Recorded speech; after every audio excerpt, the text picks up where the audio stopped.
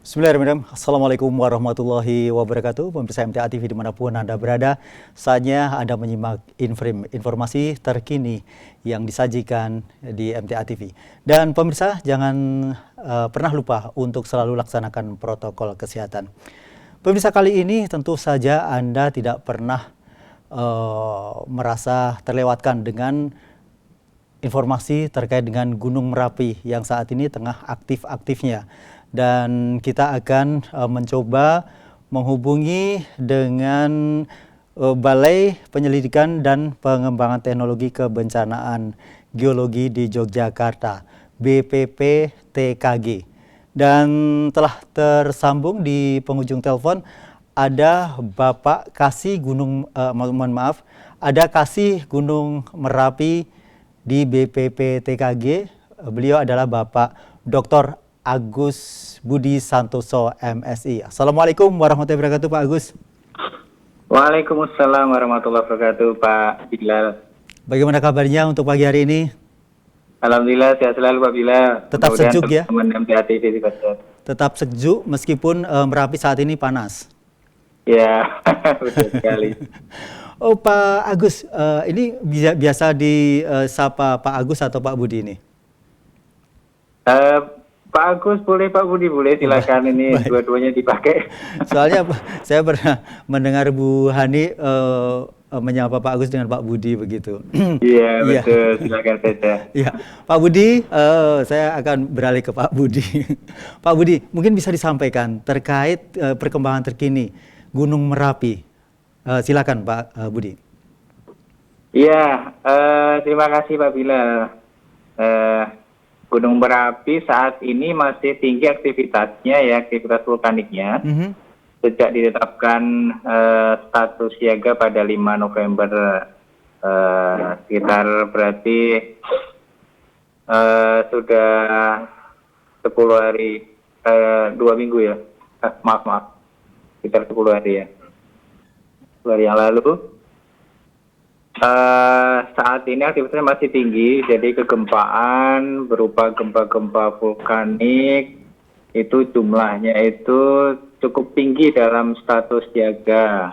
Ya, kalau kami perlu sampaikan angka-angkanya, gempa vulkanotektonik dangkal, gempa-gempa yang dangkal itu mencapai totalnya itu di atas 300-an per hari. Itu cukup tinggi pada status siaga. Kemudian juga seperti yang disampaikan saat penetapan status bahwa Gunung Merapi ini mengalami penggembungan di puncaknya karena desakan magma, ini juga masih berlangsung dengan kecepatan penggembungan sekitar 12 cm per hari. Jadi kondisi Merapi saat ini memang magma ini sedang mendesak tubuh puncak menuju ke permukaan seperti itu. Kita tinggal menunggu kapan magmanya muncul ke permukaan. Ya, dan kondisi tersebut pasti ya, apakah pasti bahwa magma tersebut keluar meskipun ini dari penumpukan magma yang letusan di tahun silam, Pak Agus, Pak Budi? Iya. Jadi dari indikasi yang ada, kebiasaan di sebuah gunung api dengan tanda-tanda seperti ini biasanya memang akan berlanjut ke erupsi, yang berarti keluarnya magma dari dalam bumi. Yang perlu dipahami oleh masyarakat bahwa keluarnya magma ke permukaan bumi itu tidak serta-merta menimbulkan bahaya kepada penduduk. Jadi nanti status aktivitas akan kita evaluasi jika magma ini keluar dengan laju yang membahayakan penduduk atau dengan volume yang cukup besar yang memungkinkan itu runtuh membentuk awan panas yang membahayakan penduduk, seperti itu. Jadi tidak serta-merta nanti ketika kubah lavanya muncul, status kita tingkatkan ke awas atau itu akan membahayakan penduduk, seperti itu. Jadi tidak harus seperti itu. Jadi masyarakat untuk tidak terlalu panik dengan kondisi Merapi saat ini. Ya, bahwa disampaikan dari BPPTKG bahwa kesimpulan saat ini terakhir ada level 3 atau dalam kondisi siaga. Nah, kondisi tersebut dari grafik sebenarnya meningkat dari hari ke hari atau justru mulai landai menurun begitu, Pak Budi? Oh, iya. Kalau dari sisi datanya, intensitas datanya, ini dalam kondisi yang tinggi ya. Ini dalam kondisi yang tinggi, melampaui kondisi menjelang erupsi 2006. Cuman kondisi ini itu tidak meningkat secara signifikan. Artinya kondisi ini stabil, sehingga mudah-mudahan saja keluarnya magma nanti tidak berupa letusan, tapi hanya mengalir seperti itu, atau magmanya menumpuk di permukaan, tidak berupa letusan atau ledakan. Mudah-mudahan seperti itu.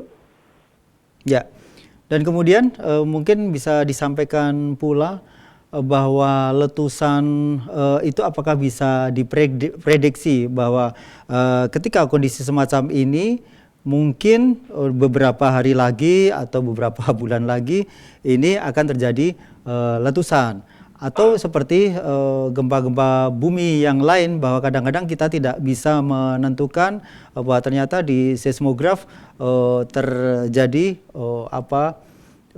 grafik yang luar biasa begitu, Pak Budi? Ya, terima kasih Pak Bilal. Ini pertanyaan yang menarik. Apakah erupsi gunung api ini bisa diprediksi kapan dia terjadi? Atau ini seperti kejadian geologi yang lain yang tidak bisa diprediksi? Jadi bisa kami sampaikan di sini bahwa ini agak berbeda kasusnya dengan gempa bumi. Karena kalau di gunung api ini dia itu prosesnya pelan. Prosesnya pelan. Jadi kita sebenarnya mendeteksi perjalanan magma dari dalam ke permukaan. Karena ini prosesnya pelan dan sifatnya lokal, ini bisa dideteksi gejalanya. Jadi karena bisa dideteksi gejalanya, akhirnya kita bisa memperkirakan aktivitas vulkanik ini ke arah mana. Jadi apakah aktivitas vulkanik ini mengarah kepada erupsi atau tidak, kemudian seberapa dekat waktu erupsi, itu bisa diperkirakan. Cuman tidak bisa diprediksi secara eksak. Kita menentukan kapan, tanggal berapa, jam berapa akan terjadi. Ini memang belum bisa. Cuman kalau untuk menentukan bahwa magma ini sedang menuju permukaan, mendesak di kedalaman sekian, itu bisa. Cuman kapan persisnya dia keluar, itu memang tidak bisa secara eksak diprediksi dan menjadi konsumsi masyarakat. Sehingga pendekatannya adalah dengan mengetahui kondisi aktivitas vulkanik itu dan arahnya berikutnya akan seperti apa, menjadi erupsi yang membahayakan atau tidak, maka kita peringatan dini ini kita lakukan berbasis status aktivitas. Yang ini sebenarnya lebih berdasarkan dari ancaman bahaya dalam kondisi aktivitas tersebut. Misalnya kondisi normal dan waspada, atau misalnya dalam kondisi yang waspada, itu sebenarnya pengertiannya adalah peningkatan aktivitas vulkanik yang belum ada implikasi bahaya kepada masyarakat, seperti itu. Kemudian kalau siaga, itu ada peningkatan aktivitas vulkanik yang berpotensi bisa membahayakan masyarakat. Nah, kalau awas ini adalah ketika aktivitas vulkaniknya ini sudah memperlihatkan ancaman bahaya yang nyata kepada penduduk. Misalnya dalam kondisi tipe erupsi yang biasa seperti efusif gitu, ini ukurannya biasanya berupa aktivitas awan panas yang semakin intensif. Nah ini ukuran di mana kita bisa menyimpulkan ini sudah berbahaya atau belum, sehingga status bisa ditetapkan ke level yang tertinggi seperti itu. Barangkali bisa dipahami Pak Bilal, mohon maaf. Ya, baik. Kemudian tanda-tanda alam, apakah itu juga terjadi saat ini? Misalnya hewan-hewan yang ada di gunung mulai turun. Dan satu lagi pertanyaan, ketika bencana banjir mungkin kita bisa mengantisipasinya ketika masa-masa normal itu kita tidak membuang sampah di sembarangan tempat atau di sungai dan lain sebagainya. Bagaimana mengantisipasi agar gunung ini bisa mohon maaf seperti dipelihara begitu, bisa menguntungkan untuk masyarakat yang ada di sekitarnya. Iya, pertanyaan yang bagus juga ini Pak Bilal, ini juga sering ditanyakan, apakah kita bisa melakukan intervensi kepada gunung tersebut sehingga aktivitasnya tidak membahayakan penduduk seperti itu ya? Ya. Sebenarnya ada beberapa upaya yang tujuannya adalah mengurangi bahaya, mengurangi resiko bencana yang diakibatkan oleh aktivitas gunung tersebut. Ini misalnya di gunung api yang mempunyai danau kawah, yang dia menampung air yang dalam jumlah yang banyak, ini kalau terjadi erupsi maka akan menimbulkan lahar panas. Tidak seperti lahar Merapi, tapi ini lahar yang timbul langsung ketika letusan akibat air yang bercampur dengan magma. Nah ini ketika ada air yang banyak maka volume dari material erupsi ini jadi jauh lebih banyak. Nah, sehingga ini akan jauh lebih berbahaya. Nah, caranya adalah agar ini berkurang bahayanya, airnya diambil. Ini seperti di Gunung Kelud, Pak Bilal. Iya. Cuman kalau sampai mengendalikan aktivitas magma, ini memang belum ada teknologinya. Ya. Jadi pendekatan yang bisa dilakukan dalam mitigasi bencana gunung api itu adalah peringatan dini yang pertama, kemudian yang kedua adalah pengurangan resiko bencana. Pengurangan resiko bencana ini lebih kepada peningkatan kapasitas masyarakat dan juga pengendalian kerentanan. Maksudnya adalah salah satunya di antara cara pengendalian kerentanan adalah mengendalikan jumlah pemukiman di daerah bahaya. Semakin tinggi kepadatan penduduk di daerah bahaya, maka ini akan menimbulkan resiko yang makin besar. Kemudian faktor yang lain yang barangkali yang paling penting ya, perlu kita ingatkan kepada kaum muslimin semua bahwa bencana alam ini kan terjadi, ada faktor yang lain yaitu mengenai perilaku manusianya sendiri. Jadi barangkali ada aspek spiritual yang bisa kita lakukan untuk mencegah bencana seperti itu. Yaitu misalnya kita dengan berdoa atau meningkatkan ketakwaan kita. Seperti itu Pak Bilal. Ya, tadi belum dijawab tentang hewan-hewan yang turun gunung.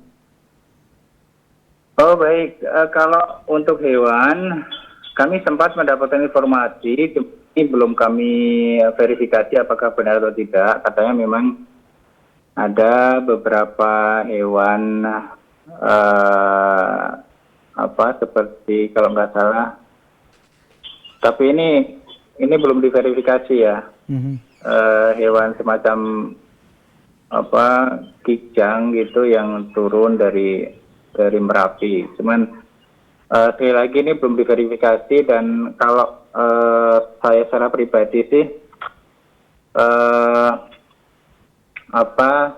sepertinya belum ada tanda-tanda dari perilaku hewan yang menunjukkan kegelisahan mereka terhadap hakikat Gunung Merapi.